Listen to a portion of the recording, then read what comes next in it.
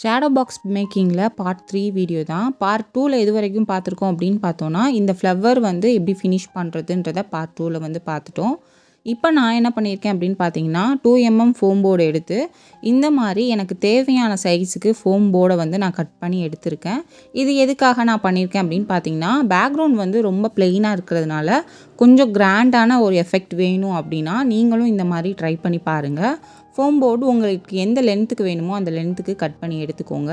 So நான் இப்போ arrange பண்ணி காமிக்கிறேன் இல்லையா, ஸோ இந்த மாதிரி நான் வந்து எடுத்திருக்கேன். இதில் நான் அரேஞ்ச் பண்ணி ஃபஸ்ட்டு செக் பண்ணி பார்த்துக்கிறேன் எனக்கு வந்து கரெக்டாக இருக்கா அப்படின்னு சொல்லிட்டு. அரேஞ்ச்மெண்ட்லாம் ஓகே ஆயிடுச்சு அப்படின்னா 743 க்ளூ யூஸ் பண்ணி அதை ஒட்டி எடுத்துக்கோங்க. இதுக்கு மேலே நான் வந்து டெக்கரேஷனுக்கு ஹாஃப் பீடு இருக்கும் இல்லையா, அது வந்து ஸ்டிக்கர்லேயே வரும். ஸோ அந்த ஸ்டிக்கரை தான் இதுக்கு மேலே வந்து நான் அப்படியே ஒட்டி எடுத்துக்க போகிறேன்.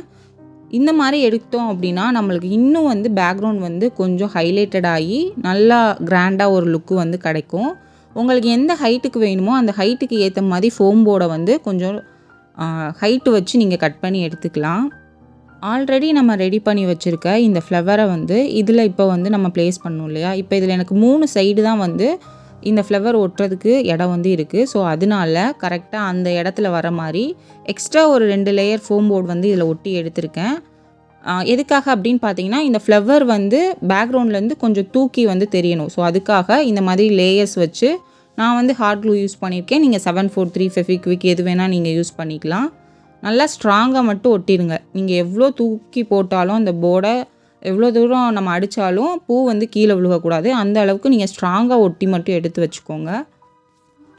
அதுக்கப்புறமா கொஞ்சம் டெக்கரேஷனுக்கு உட்டன் பீடெலாம் யூஸ் பண்ணி ஃப்ளவர் வாஷ் மாதிரி ரெடி பண்ணி வச்சுருக்கேன். அதுக்கப்புறம் அவங்க வந்து கஸ்டமர் வந்து நேம் போர்டு மாதிரி கேட்டிருந்தாங்க. அதுக்கு ஐஸ் ஸ்டிக்கில் இந்த மாதிரி ரெடி பண்ணி எடுத்து வச்சுருக்கேன். இதெல்லாம் உங்களுக்கு வேணும் அப்படின்னா சொல்லுங்கள்.